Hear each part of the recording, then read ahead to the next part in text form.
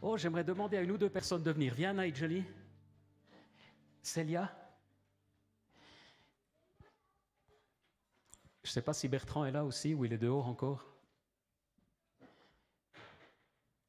Ça va super bien introduire le thème ce matin, le thème qu'on a ce matin, qu'on a dans les 2-3 semaines qui viennent aussi. Et le thème s'intitule « Je participe ». Mais avant que je me lance dans la prédication, dans le message, il y a plein de choses qui se sont vécues ce week-end. Et tu veux juste nous dire, Nigeli, comment toi tu as participé à l'œuvre de Dieu, enfin au service? Ah, moi, j'aime le service parce que c'est vraiment quelque chose que j'ai à cœur. Et hier, on a eu la journée d'évangélisation et c'était super bien passé. On était là, à côté de la micro, à la rue de l'hôpital. On a eu de très bons contacts et Dieu fait toujours quelque chose quand on commence à évangéliser. Amen. Amen. Moi, il m'impressionne cette équipe à chaque fois d'aller chanter comme ça, et puis surtout d'aborder les gens. Enfin, et puis, Célia, toi, c'était par ici avec les jeunes filles. Oui, alors on a eu la journée des princesses. Donc on avait 40 filles de 4 à 10 ans qui étaient dans la salle derrière. Et puis c'était incroyable, il y avait une telle joie. Elles étaient vraiment tellement heureuses. Puis on a été vraiment bénis parce que juste avant, il y en a plusieurs qui étaient malades, dont moi. Et le jour même, il y a tout qui s'est bien passé. On a même pu aller le jour d'avant installer la salle, ce qui était inattendu. Mais c'était vraiment... ouais, j'ai vraiment senti le soutien de Dieu tout le long de cette journée. Et puis vraiment une joie avec ces filles, c'était super. Amen. Et de toutes ces princesses, il y a une reine. C'est toi. Amen. Merci pour ces témoignages. On est tellement encouragés de voir ce que Dieu fait. Et peut-être tu peux mettre la première slide. L'idée ce matin, c'est vraiment de penser avec vous. Alors, j'ai dit Kaël. D'ailleurs, on a eu quelques petits... Enfin, chaque dimanche, on a quelques petits imprévus qu'on appelle des petits couacs, et ci et ça. Merci à Cyril qui, au pied levé, s'occupe de la sono ce matin. Et j'aimerais vraiment avec vous aborder ce sujet ce matin. Je participe. C'est Judy... c'est comment? Pas Judy Kaël. Ah, voilà. Je participe. C'est au niveau de la communication, elle nous a proposé d'interpréter ce thème sous cette forme, parce qu'on avait cette adresse mail, je participe @centredevie.ch, vous connaissez, si vous avez des idées, des pensées, tout ça.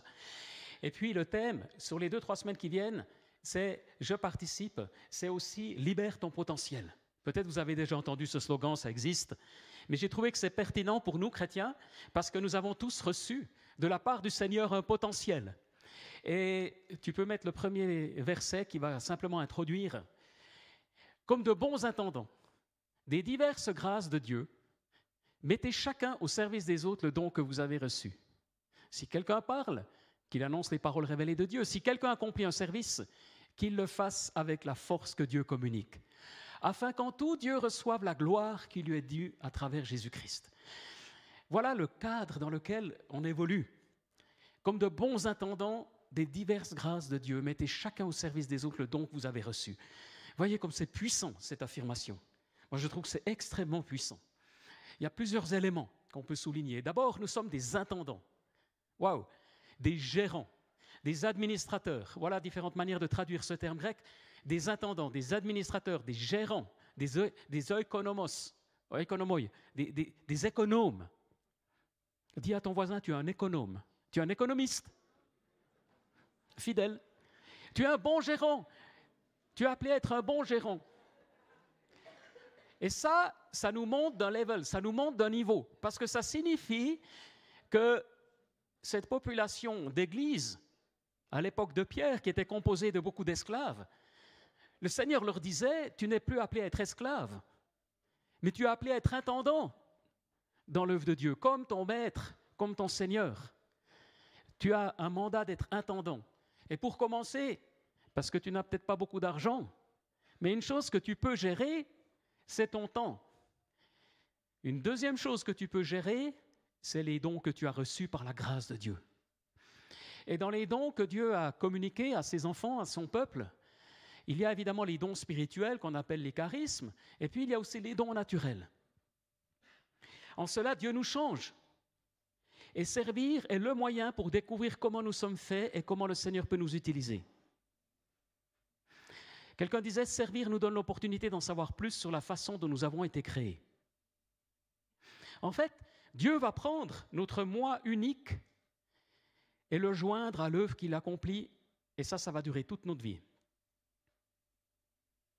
Au fur et à mesure que nous grandissons, que les étapes de vie changent, que nous rencontrons de nouvelles personnes, que nous participons à de nouvelles activités, de nouvelles manières de servir les autres vont apparaître et se concrétiser.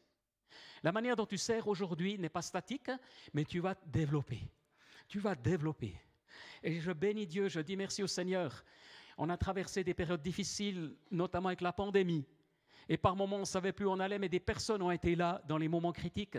Des personnes ont été là et ont permis que rapidement, l'œuvre de Dieu continue à travers son Église, et ici en particulier.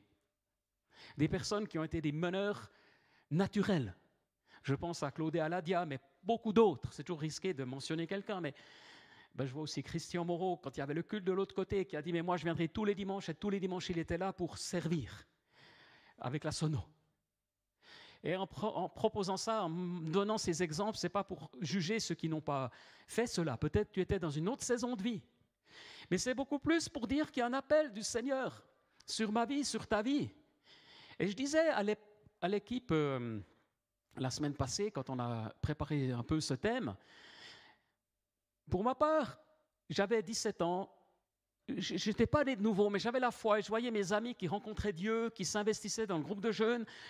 Il y en avait 2 d'entre eux qui étaient à peine plus âgés, à qui on avait demandé de prendre des responsabilités. Alors moi, je me suis adressé au responsable du groupe de jeunes, c'était à Bienne, et j'ai dit « j'aimerais devenir responsable ». Mais inutile de dire que mes motivations, j'ai réalisé après coup, elles étaient complètement mixtes. Ma motivation première, c'était évidemment pas de servir. Mais ma motivation première, c'était d'être avec les autres. Donc c'était une motivation plus ou moins saine. Et là, les responsables ont dit, écoute, Olivier, ils n'ont rien dit d'abord. Puis un jour, ils sont venus vers moi, puis ils m'ont dit, voilà, est-ce que tu es d'accord d'être responsable des linges de cuisine ? Parce que dans les soirées du groupe, on avait un joli appartement qu'on avait transformé. Il y avait 40, 50, il y avait jusqu'à 80 jeunes dans cette salle. Mais à la fin de la soirée, il y avait les sirops, il y avait les boissons, il y avait toujours un linge, un essuie-main qu'il fallait ramener propre la semaine d'après. Et j'ai dit oui. Évidemment, les mamans disent, c'est ta maman qui s'en est occupée. Eh bien, évidemment. Évidemment. Mais quelle tâche quand même de prendre ce linge, de le confier à ma maman, de ne pas l'oublier, et puis ensuite de revenir. Évidemment, je l'oubliais. Et donc le responsable du groupe de jeunes a dit, non, écoute Olivier, je crois que ça va être Brigitte qui va s'en occuper, mon épouse. Et j'ai été déchargé de cette belle tâche. Mais c'est comme ça que mon service rocambolesque a commencé dans l'œuvre de Dieu, et puis très vite après, ça s'est ouvert différemment. Je ne sais pas où vous allez débuter. Beaucoup cherchent leur place dans l'Église, mais de la mauvaise manière. En ce sens que, bien sûr, nous sommes là, les responsables connectent, mais les pasteurs aussi pour vous aider à découvrir votre place. Ça, c'est clair qu'on doit faire le maximum pour vous aider à trouver votre place selon vos dons. Mais certains attendent toute une vie. Oh, pas vous ce matin, mais peut-être des années. Ah, mais où est ma place? Et ci et ça. Puis j'ai un appel au don de guérison, mais ce n'est pas reconnu dans l'Église. Ou j'ai un appel pour ci ou pour ça. Oh, il ne me laisse pas la place. Mais peut-être que tu vas commencer ailleurs, avoir une âme de serviteur. Avoir une âme de serviteur qui va faire que les portes vont s'ouvrir. Non pas tellement là où tu aimerais tout de suite, mais j'ai souvent vu, comme pour moi, que très vite par la suite, Dieu va honorer ce qu'il y a au fond de nous-mêmes. Il ne va pas nous demander de servir des années durant dans quelque chose qui ne nous correspond pas. Mais au début, oui, parfois. Au début, oui. J'ai réfléchi aussi au sens de la vie. Parce que je pense que c'est directement lié. Le sens de la vie. Quelqu'un disait, trouver un sens à la vie est plus essentiel encore que trouver le bien-être. Trouver un sens à la vie est plus essentiel encore que trouver le bien-être. Imaginez, c'est l'été, couché dans l'herbe, au milieu de la nuit, vous attendez les étoiles filantes. Vous avez vécu ça sans doute, peut-être avec vos enfants aussi. Et puis, il y a des milliers d'étoiles dans le ciel. On nous dit qu'on peut, si le ciel n'est pas pollué, en observer environ 3000 à l'œil nu. Et notre galaxie, la Voie lactée, en comporte elle-même quelques 300 milliards. Et l'univers renferme au bas mot 100 milliards de galaxies. C'est simplement, voilà, on s'arrête là. Et vous êtes là, et vous vous dites, quel est le sens de ma vie? Une petite goutte d'eau, un grain de sable. Et l'homme, la femme d'aujourd'hui, c'est ça. Parce que le sens de la vie ne nous est plus donné depuis le siècle passé. Évidemment, c'est évolutif, mais n'est plus donné par les églises, par les institutions, par la famille, par l'État. Mais chacun, depuis l'existentialisme, doit découvrir, ou plutôt doit donner son propre sens à sa propre vie. Et ce n'est pas si simple. Et lorsque tu viens au Seigneur, lorsque tu découvres la foi, moi ce que j'observe quand quelqu'un est né de nouveau, quand quelqu'un donne sa vie au Seigneur, quand quelqu'un reçoit la vie du Seigneur dans sa vie, une des choses qui change très vite, c'est le sentiment d'avoir trouvé un sens à sa vie. Vous êtes passé par là? Vous êtes passé par là? Et vous avez trouvé un sens à votre vie, et vous le dites, mais vous ne savez encore pas ce que c'est. Vous ne savez absolument pas où vous allez aller, ni quoi faire, ni comment. Mais en même temps, au fond de vous-même, il y a cette conviction qu'il y a un sens. Il y a quelque chose. Tu n'es pas là dans cet univers par hasard, au milieu de 300 milliards de soleils, d'étoiles, dans 100 milliards de galaxies. Tu as un sens. Il y a une signification. Et les psychologues nous disent, j'ai quelques phrases ici, c'est que l'absence de sens peut donner lieu à des problèmes psychiques graves, comme la dépression, la dépendance, voire le suicide. À l'inverse, mener des actions en accord avec mes valeurs procure un sentiment d'accomplissement, d'épanouissement. Vous avez le sentiment d'être en adéquation avec qui vous êtes, au plus profond de vous-même. Et plusieurs études psychologiques ont démontré que, sur des grands groupes de personnes, ont démontré que le sujet des relations est systématiquement cité comme la principale source de sens, quel que soit l'âge, la culture. Et puis seulement ensuite, dans les différentes catégories, la réussite, le développement personnel, de réaliser des buts dans la vie. Non ? La première source de sens, toute génération confondue, ce sont les relations. Et on peut aller plus loin. Les personnes qui confèrent à leur sens de la vie une portée altruiste connaissent une plus grande satisfaction dans la vie que celles qui donnent une priorité seulement à leur dimension personnelle. Elles ont aussi moins peur de la mort, elles ont plus de facilité à accepter les limitations physiques. Là, j'ai noté, à partir d'une de ces études, tu peux mettre la slide, il y a 4 niveaux que les psychologues, voilà. Je vais donner après un exemple pratique, parce que là, les termes ils sont un petit peu compliqués, mais vous avez d'abord la position hédoniste. Vous savez, les hédonistes, c'est ceux qui jouissent de la vie, qui cherchent le plaisir dans la vie. Premier niveau. Il y a 4 niveaux de profondeur. Le premier niveau, je cherche ma jouissance, le plaisir et le confort. Bon, premier niveau. Il y a un niveau plus personnel, la recherche du développement de la réalisation de mes talents. C'est déjà un peu plus à moyen terme. Et puis, il y a les individus, en général dans la société, qui se réalisent ou qui réalisent leur vie, le sens de leur vie, par le fait d'être au service des autres. Et puis, finalement, ceux qui ont découvert un sens suprême à la vie. Je vous donne un exemple. Prenez la nature. Premier niveau, l'hédoniste, il aime la nature parce qu'il se promène dans la nature et puis il admire un coucher de soleil, il aime aller, admirer simplement la nature comme ça. C'est son bonheur, c'est son plaisir d'admirer la nature et puis de faire des belles vacances dans des pays avec une plage magnifique. Et puis ça, c'est l'hédoniste et tout, puis il s'offre des vacances chaque année à 10 000 francs et puis avec son épouse, et puis il vit pour ça, la recherche de la jouissance, vraiment. Tu peux laisser. Et puis le deuxième, il aime aussi la nature, mais sa réalisation personnelle, par exemple, c'est l'escalade. Alors il va aller gravir les montagnes, il se fixe des objectifs, ou peut-être de l'alpinisme, et ainsi de suite. Imaginez ce que vous voulez, ou du VTT, il se fixe des objectifs, c'est déjà un peu différent. Le troisième, alors lui, il aime la nature, il se met au service des autres, et quand il y a des opportunités d'aller nettoyer la nature, de dépolluer, alors lui, comme on a fait les services PAC par le passé, on va, et puis on va nettoyer le Seillon, on va nettoyer les bords du lac, et des gens vont consacrer leur vie. Mais après, le quatrième niveau, c'est celui qui, à un moment donné, va réaliser qu'au-delà de tout ça, il y a une notion. Alors évidemment, ça c'est une approche psychologique agnostique, si vous voulez, c'est-à-dire c'est pas une approche croyante. Et puis c'est celui qui réalise que derrière tout ça, il y a un sens suprême. Et bien des personnes ont consacré leur vie à un sens suprême. Prenez par exemple Martin Luther King. Enfin, c'est ceux qu'on mentionne toujours, qui sont bien connus, Mère Teresa, Gandhi, etc. Des personnes qui ont les apôtres aussi du Nouveau Testament, à un moment donné, c'est pas seulement rendre un service, c'est pas seulement être disponible, c'est toute leur vie. Et quelque part, ces études montrent que plus vous allez vers le quatrième niveau, moins vous avez peur de la mort, et puis plus vous trouvez un sens tellement profond en votre vie que le matérialisme n'a plus vraiment d'emprise sur vous.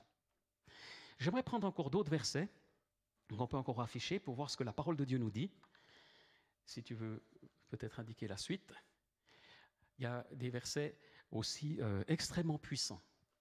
Frères et sœurs, c'est à la liberté que vous avez été appelés. Seulement ne faites pas de cette liberté un prétexte pour suivre les désirs de votre nature propre. Donc l'hédoniste, c'est un petit peu un problème pour l'apôtre Paul. Ouais, mais Paul, quand même, je dois m'épanouir. C'est quand même important que je réalise. Puis Paul nous dira, attention, c'est pas. Oui, tu es libre, mais tu ne vas pas être heureux si tu recherches constamment tes désirs propres.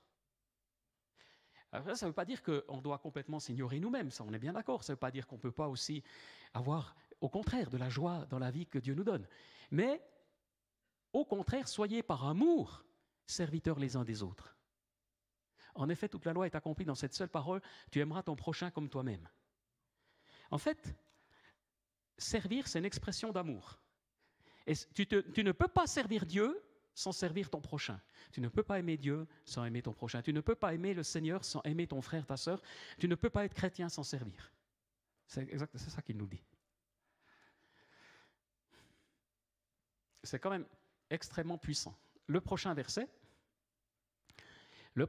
toujours dans Galates, « Ainsi donc, pendant que nous en avons l'occasion, pratiquons le bien envers tous, et en particulier envers nos proches dans la foi. » Et parce que nos frères et sœurs font partie de la famille, et on va, comme un bon papa, un bon père de famille, une bonne mère de famille, on prend soin de ses enfants. Donc on prend soin déjà de ceux que Dieu a placés autour de nous. Donc on a un sens aussi de l'Église, de la famille de Dieu, de l'Église locale.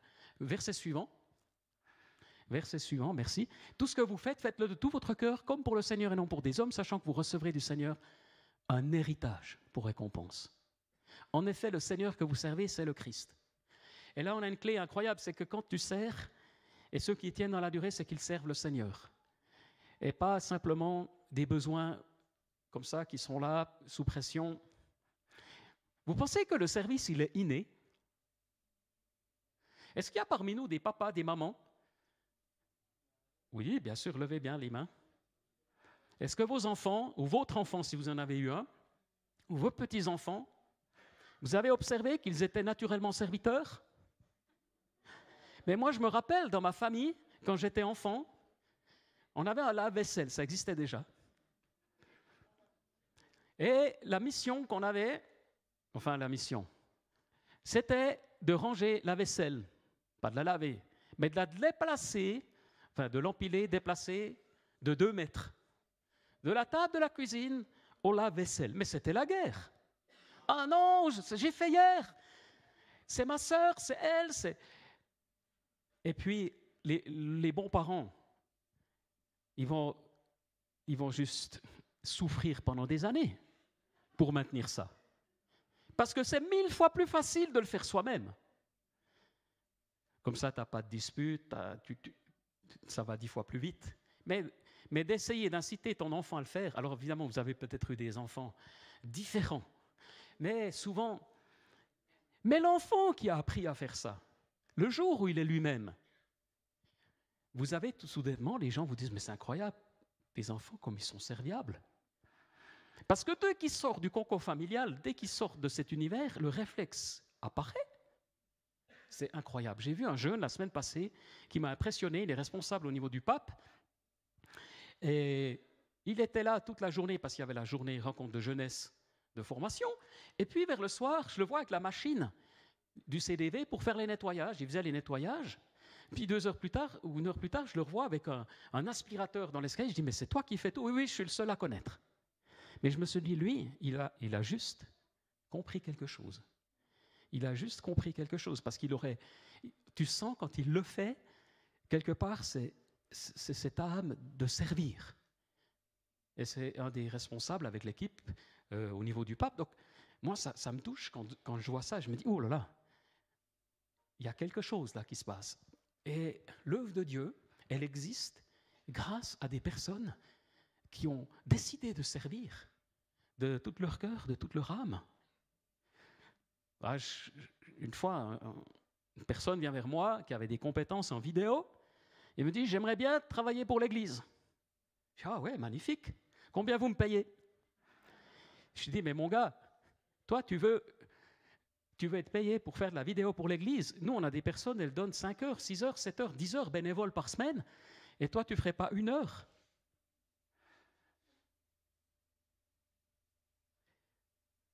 Alors après, si c'est vraiment des compétences très spécifiques, puis que la personne donne beaucoup d'heures, bien sûr qu'on peut imaginer une rétribution si l'Église en question en a l'argent. Mais souvent, il y a des mentalités, alors qu'à l'inverse, on peut dire, mais moi j'ai envie de servir selon mes dons, selon mes capacités, pour les mettre au profit du royaume de Dieu, n'est-ce pas? Ce n'est pas parce qu'on veut, exploiter qui que ce soit. Loin, loin, loin de là, cette pensée. D'ailleurs, ce thème, il me passionne et ça me motive, ça m'enthousiasme à fond, parce qu'on n'est pas sous pression de chercher... Oui, bien sûr, on cherche toujours du monde dans une église.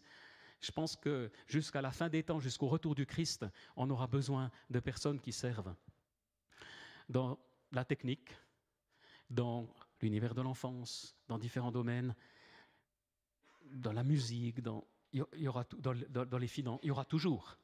Je ne connais pas une église qui nous dit « Ah, mais nous, ça roule, on a besoin de personnes. » Toujours. Parce que qu'est-ce qui va se passer? C'est qu'à un moment donné, l'église, elle grandit, il y a d'autres besoins, et donc on doit lever d'autres personnes qui puissent s'investir pour le royaume de Dieu. Mais moi, ma question ce matin, c'est quel est ton service? Les exemples qu'on a donnés tout à l'heure, c'est des exemples à la place devant la Migros, faubourg de l'hôpital, mais aussi hier, la journée des princesses, des initiatives qui sont nées des personnes. Ce n'est pas nous les pasteurs qui avons dit, voilà, on va aller dans la rue le samedi 4 fois par an. Non, c'est né d'équipes de personnes, des projets qui sont nés, mais c'est un service pour l'Église aussi. Parce que l'Église, ça ne veut pas dire que c'est un système hiérarchique, ça veut dire qu'à un moment donné, on sent que c'est juste de soutenir tel ou tel projet, c'est aussi ça. Alors, ne minimise pas ce que tu es en train de faire pour le Seigneur. Est-ce que tu peux mettre encore le verset suivant? Je crois que ça doit être dans Marc, dans l'évangile de Marc, où Jésus appelle les disciples. Alors, il appelle les disciples, les 12. Vous savez que ceux que l'on considère comme les chefs des nations dominent sur elles et que leurs grands les tiennent sous leur pouvoir. Mais ce n'est pas le cas au milieu de vous. Si quelqu'un veut être grand parmi vous, il sera votre serviteur. Et si quelqu'un veut être le premier parmi vous, qu'il soit l'esclave, c'est-à-dire le serviteur de tous. En effet, le Fils de l'homme est venu non pour être servi, mais pour servir et donner sa vie en rançon pour beaucoup. Et franchement, tout est là. Et l'âme de celui qui a compris cette notion-là, il va servir même si on ne lui donne pas tout de suite la place.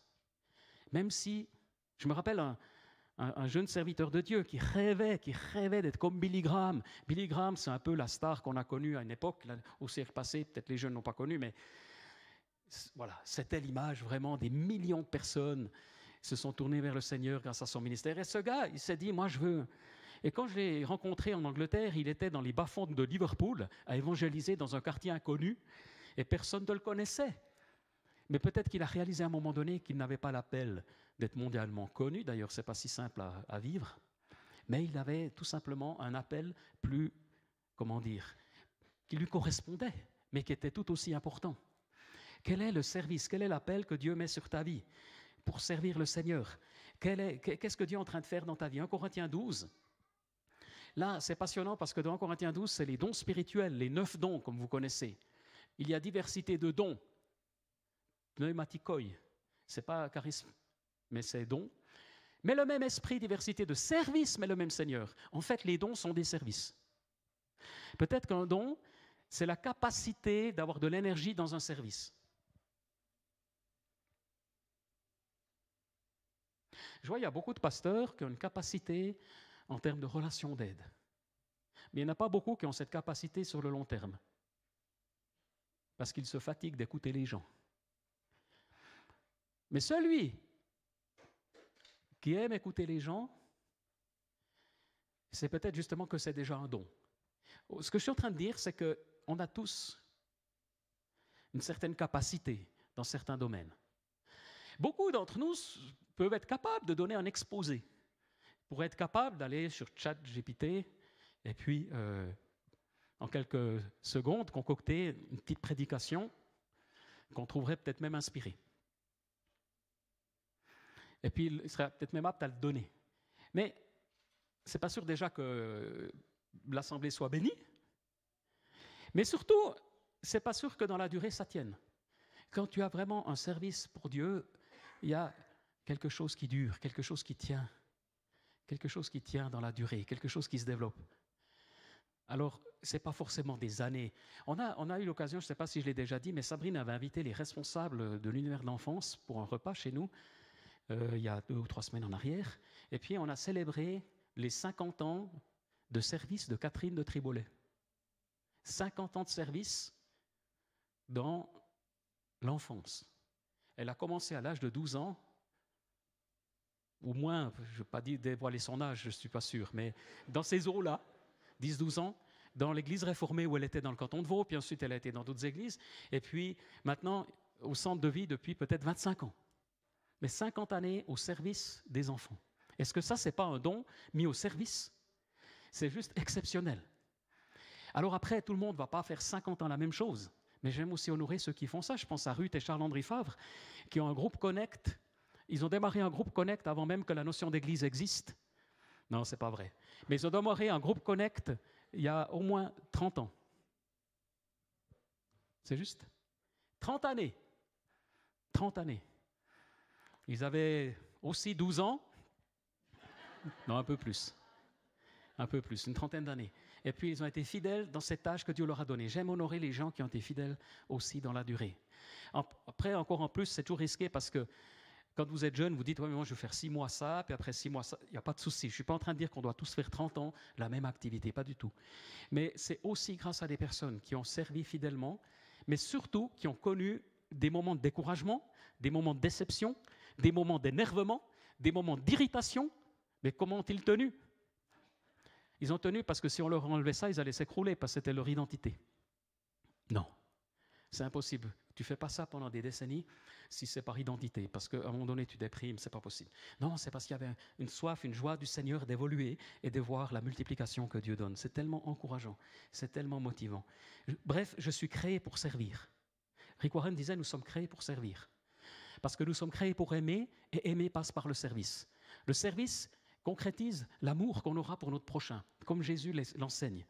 Alors ça, c'est hyper important. C'est vraiment quelque chose. D'ailleurs, on aura dans 4 semaines, un dimanche qu'on va appeler Church Day. De quoi s'agit-il? C'est un dimanche matin en réalité. Le culte sera un peu plus court, et puis on a envie de voir tout ce qui se passe ici au centre de vie. Les différents ministères, les différents services. Et puis de se faire une idée, d'honorer Dieu. D'aider aussi ceux qui sont nouveaux. Beaucoup parmi nous sont nouveaux dans cette église, aimeraient découvrir plus leur appel, leur service, comment servir. Et on est là aussi pour vous encourager dans ce sens. C'est une dynamique que Dieu veut donner. Alors comment est-ce qu'il faut commencer? Comment est-ce que tu vas faire? Si tu veux servir, la première chose à faire, c'est de t'informer. Quelles sont les possibilités? Ce n'est peut-être pas encore le rêve de ta vie, mais tu t'informes et tu commences quelque part. Et j'ai découvert une chose, que servir, c'est un excellent moyen de s'intégrer. Servir est un excellent moyen de s'intégrer dans l'œuvre de Dieu, dans une église locale. C'est un excellent moyen, parce que quand tu sers, tu es dans une équipe. Et puis, tu vas progresser, tu vas grandir et découvrir la diversité de l'équipe. Donc, s'informer, commencer quelque part, et c'est un moyen d'intégration. On est aussi dans différents départements de l'Église, on propose aussi de faire des stages. Parce que peut-être que tu as envie de servir, mais tu ne sais pas si vraiment tu es fait pour. Donc tu démarres, un peu tu dis, ben voilà, on propose que tu fasses un stage de 3 mois, 6 mois, et puis après tu feras un bilan. On propose en général aussi de dire après, à partir du moment où tu choisis un service, ou en tout cas une responsabilité, tu t'engages à le faire pendant 1 année ou 2. Sauf bien sûr si tu déménages, s'il y a contre-indication, mais comme ça on peut vraiment bâtir et construire. Et puis on est aussi là pour coacher, pour mentorer. En fait, on aimerait aider chacun et chacune à découvrir comment servir le Seigneur.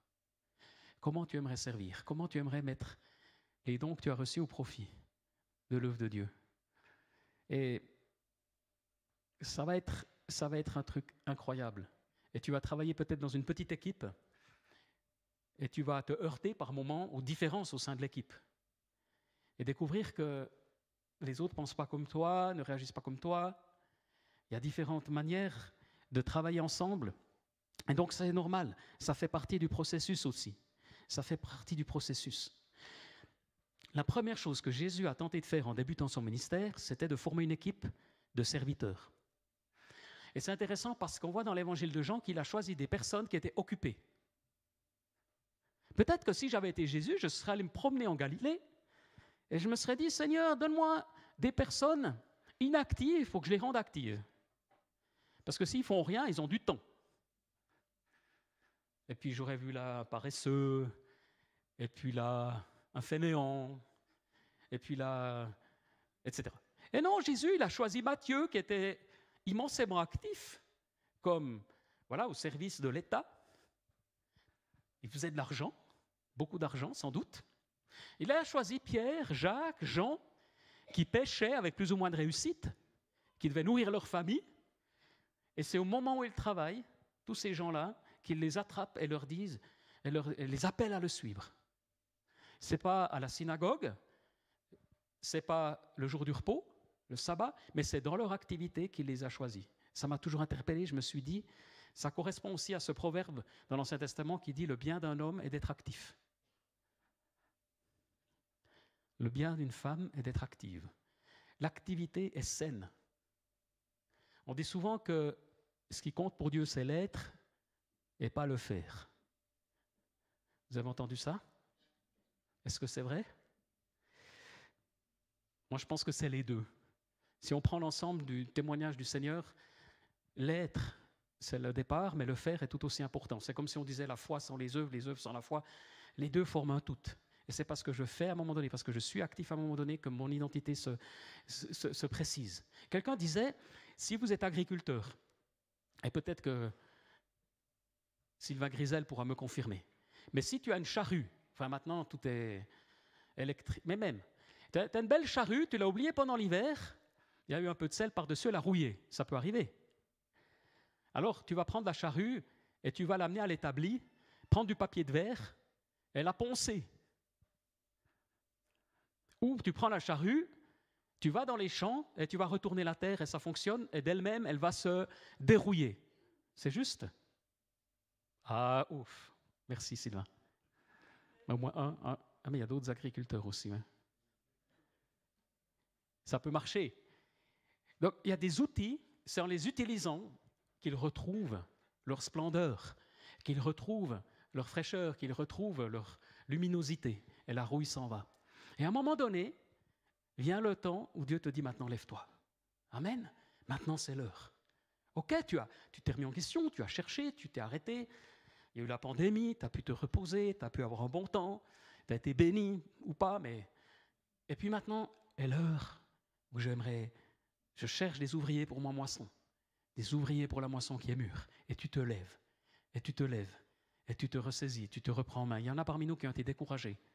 Découragés parce qu'il n'y a pas eu le succès, découragés parce que ça s'est mal passé, découragés parce qu'ils ont été critiqués, découragés parce qu'il y a eu des maladresses dans l'église ou dans une église. C'est normal. Puis à un moment donné, Dieu te dit, mais reste pas là. Maintenant, tu vas te relever. Tu vas te relever parce qu'il y a un appel qui vient d'en haut, qui est plus grand. Certains ont enterré les dons qu'ils avaient reçus. Ils avaient reçu des dons et ils les ont mis de côté parce que quelqu'un s'est moqué d'eux, parce que quelqu'un les a pas honorés peut-être, pour X raisons, peut-être que... Et puis tu vas ressusciter ce don que Dieu t'a donné. Et tu vas pouvoir servir à nouveau dans l'œuvre de Dieu. Et Moïse disait plus à Dieu que tous soient prophètes. Quand certains commençaient à prophétiser dans le peuple de Dieu, ils prophétisaient à droite à gauche, Josué s'en est inquiété. Et puis il est venu vers moi, il s'est dit, prophétise, c'est des concurrents. Et puis plus à Dieu que tous soient prophètes, que tous soient investis, que tous puissent servir dans l'œuvre de Dieu. Et qu'il y ait cette multiplication du Seigneur. Alors on veut, dans les 2-3 semaines qui viennent, nous aider les uns les autres à connaître un nouveau départ dans le service. Il y aura peut-être même des personnes, suite à tous ces messages, qui vont dire, moi j'arrête.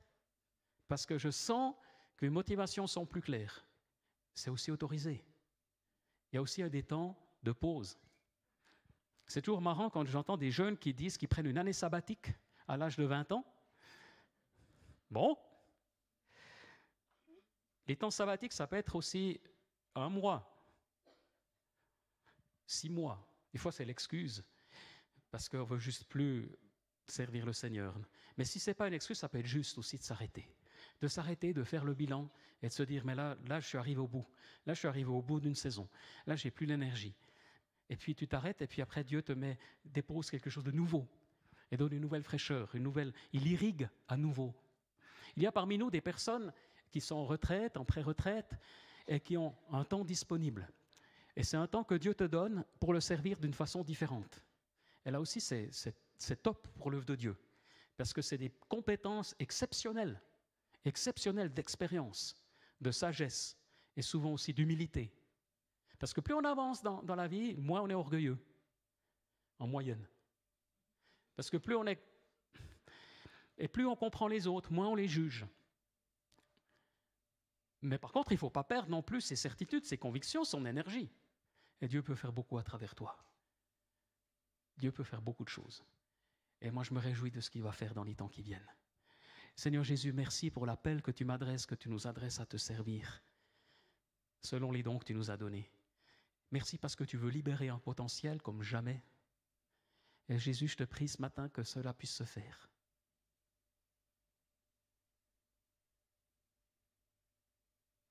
J'aimerais proposer, pendant que la louange me rejoint, que là où on est assis, on puisse simplement avec son voisin, sa voisine, prendre 2 minutes, 1-2 minutes de prière, pour simplement réagir au message. Si tu es là, que tu n'as jamais prié à haute voix, pas de souci, il n'y a pas de pression. Mais prenez juste avec quelqu'un qui est devant, derrière, juste un petit moment pour méditer sur ce qui a été dit. Déposez au Seigneur. Et dites au Seigneur, là où vous en êtes. Ah, Olivier Favre, ce pasteur, il m'énerve. Mais je pense que la plupart, ou au contraire, il m'encourage. Amen, c'est égal. Mais placez-vous simplement là devant le Seigneur, à 2, à 3, et puis priez un instant, pendant que la louange va venir, et on peut juste rebondir, réagir, et se placer devant Dieu. Amen. Et puis laisser l'Esprit de Dieu, laisser l'onction de Dieu se manifester. Et j'espère que vous avez compris, il n'y a pas de pression ce matin. Certains peuvent donner beaucoup d'heures, d'autres très peu. D'autres peuvent donner beaucoup de prières, d'autres n'ont pas beaucoup de temps. D'autres sont très généreux, d'autres sont généreux différemment. Enfin, il n'y a pas de pression de jugement, juste se placer devant Dieu.